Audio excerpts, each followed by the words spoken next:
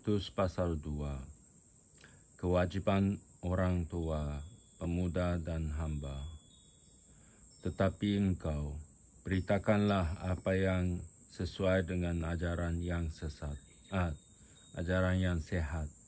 Laki-laki yang tua hendaklah hidup sederhana, terhormat, bijaksana, sehat dalam iman, dalam kasih dan dalam ketekunan. Demikian juga perempuan-perempuan yang tua, hendaklah mereka hidup sebagai orang-orang beribadah, jangan memfitnah, jangan menjadi hamba anggur, tetapi cakap mengajarkan hal-hal yang baik, dan dengan demikian mendidik perempuan-perempuan muda mengasihi suami dan anak-anaknya, hidup bijaksana dan suci, rajin mengatur rumah tangganya, baik hati dan taat kepada suaminya, agar firman Allah jangan dihujat orang. Demikian juga orang-orang muda, nasihatilah mereka, supaya mereka menguasai diri dalam segala hal, dan jadikanlah dirimu sendiri suatu teladan dalam berbuat baik. Hendaklah engkau jujur dan bersungguh-sungguh dalam pengajaranmu, sehat dan tidak bercela dalam pemberitaanmu, sehingga lawan menjadi malu, karena tidak ada hal-hal buruk yang dapat mereka sebarkan tentang kita. Hamba-hamba hendaklah taat kepada tuannya dalam segala hal dan berkenan kepada mereka. Jangan membantah, jangan curang, tetapi hendaklah selalu tulus dan setia, supaya dengan demikian mereka dalam segala hal memuliakan ajaran Allah, Juru Selamat kita. Kasih karunia Allah menyelamatkan semua manusia. Karena kasih karunia Allah yang menyelamatkan semua manusia sudah nyata. Ia mendidik kita supaya kita meninggalkan kefasikan dan keinginan-keinginan duniawi, dan supaya kita hidup bijaksana, adil dan beribadah di dalam dunia sekarang ini, dengan menantikan penggenapan pengharapan kita yang penuh bahagia dan penyataan kemuliaan Allah yang maha besar dan Juru Selamat kita, Yesua Kristus, yang telah menyerahkan dirinya bagi kita untuk membebaskan kita dari segala kejahatan dan untuk menguduskan bagi dirinya suatu umat kepunyaannya sendiri yang rajin berbuat baik. Beritakanlah semuanya itu, nasihatilah dan yakinkanlah orang dengan segala kewibawaanmu. Janganlah ada orang yang menganggap engkau rendah. Pesan-pesan penutup pasal 3. Ingatkanlah mereka supaya mereka tunduk pada pemerintah dan orang-orang yang berkuasa, taat dan siap untuk melakukan setiap pekerjaan yang baik. Janganlah mereka memfitnah, janganlah mereka bertengkar, hendaklah mereka selalu ramah dan bersikap lemah lembut terhadap semua orang. Karena dahulu kita juga hidup dalam kejahilan, tidak taat, sesat, menjadi hamba berbagai-bagai nafsu dan keinginan, hidup dalam kejahatan dan kedengkian, keji, saling membenci. Tetapi ketika nyata kemurahan Allah, Juru Selamat kita, dan kasih-Nya kepada manusia. Pada waktu itu Dia telah menyelamatkan kita, bukan karena perbuatan baik yang telah kita lakukan, tetapi karena rahmat-Nya oleh permandian kelahiran kembali dan oleh pembaharuan yang dikerjakan oleh Roh Kudus, yang sudah dilimpahkannya kepada kita oleh Yesus Kristus, Juru Selamat kita, supaya kita sebagai orang yang dibenarkan oleh kasih karunia-Nya berhak menerima hidup yang kekal sesuai dengan pengharapan kita. Perkataan ini benar, dan aku mau supaya engkau dengan yakin menguatkannya, agar mereka yang sudah percaya kepada Allah sungguh-sungguh berusaha melakukan pekerjaan yang baik. Itulah yang baik dan berguna bagi manusia. Tetapi hindarilah persoalan yang dicari-cari dan yang bodoh, persoalan silsilah, percekcokan dan pertengkaran mengenai hukum Taurat, karena semua itu tidak berguna dan sia-sia belaka. Seorang bidat yang sudah 1-2 kali kau nasihati, hendaklah engkau jauhi. Engkau tahu bahwa orang yang semacam itu benar-benar sesat dan dengan dosanya menghukum dirinya sendiri. Segera sesudah ku kirim Artemas atau Tychicus kepadamu, berusahalah datang padaku di Nikopolis, karena sudah kuputuskan untuk tinggal di tempat itu selama musim dingin ini. Tolonglah sebaik-baiknya Zenas, ahli Taurat itu, dan Apolos dalam perjalanan mereka, agar mereka jangan kekurangan sesuatu apa.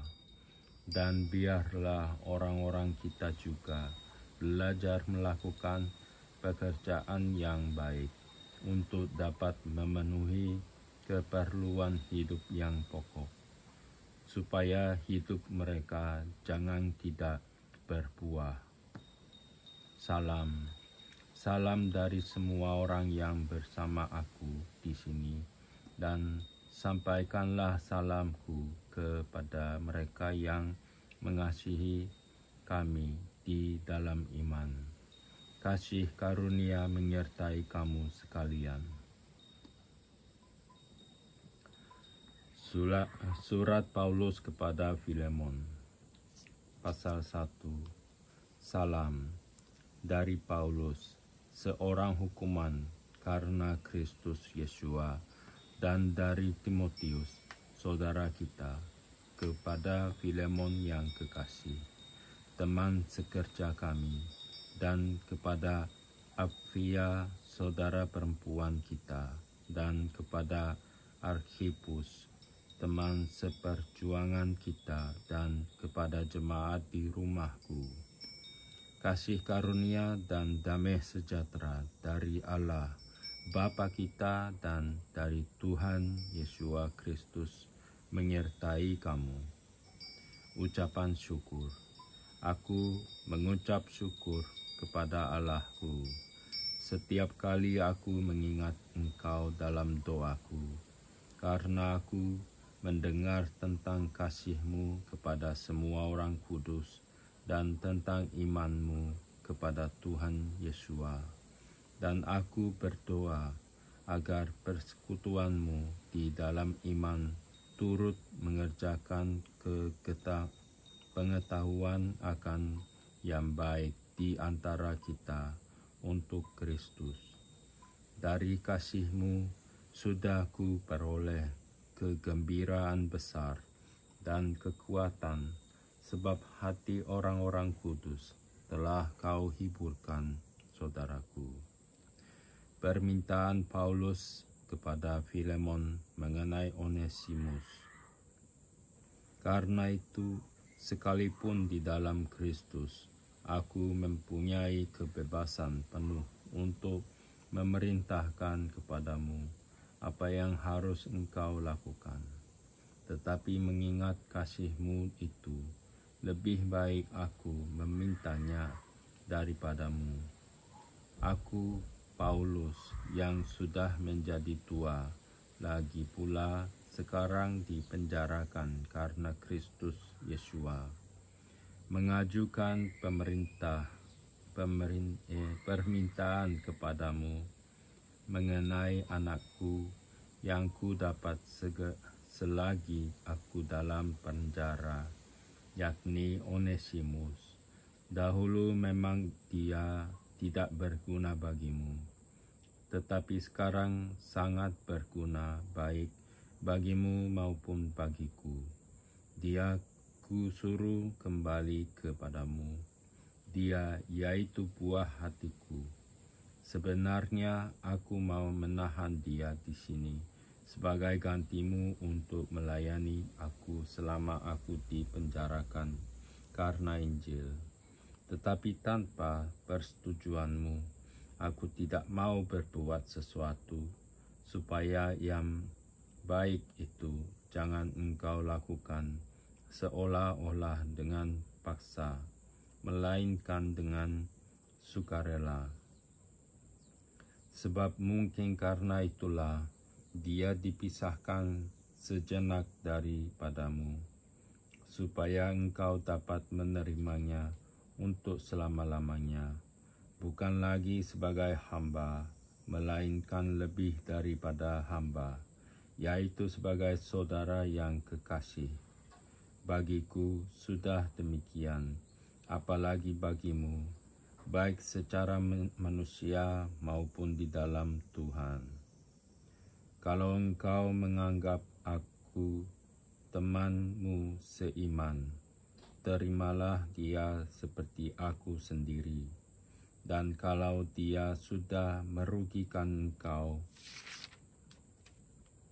ataupun berhutang padamu, tanggunganlah semuanya itu kepadaku. Aku, Paulus, menjaminnya dengan tulisan tanganku sendiri. Aku akan membayarnya, agar jangan ku katakan, tanggungkanlah semuanya itu kepadamu, karena engkau berhutang padaku, yaitu dirimu sendiri. Ya saudaraku, semoga engkau berguna bagiku di dalam Tuhan. Hiburkanlah hatiku di dalam Kristus. Dengan percaya kepada ketaatanmu, ku tuliskan ini kepadamu. Aku tahu lebih daripada permintaanku ini akan kau lakukan. Dalam pada itu, bersedialah juga memberi tumpangan kepadaku, karena aku harap oleh doamu, aku akan dikembalikan kepadamu. Salam kepadamu dari Epafras, temanku sepenjara karena Kristus Yesua, dan dari Markus, Aristarkhus, Demas, dan Lukas, teman-teman sekerjaku. Kasih karunia Tuhan Yesus Kristus menyertai roh kamu. Surat kepada orang Ibrani, pasal 1. Allah berfirman dengan perantaraan anaknya.